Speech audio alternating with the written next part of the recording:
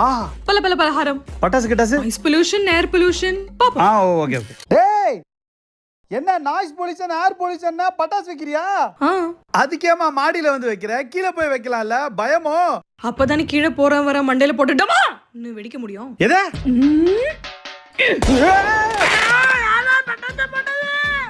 தீபாவளி ஏய் எங்க போற?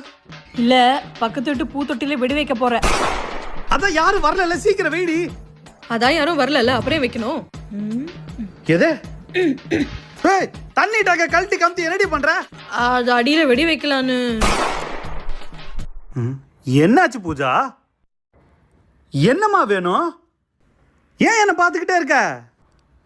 ஏதாச்சும் சொல்றா.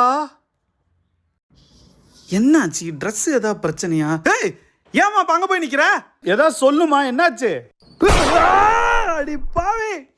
ஹாப்பி தீபாவளி.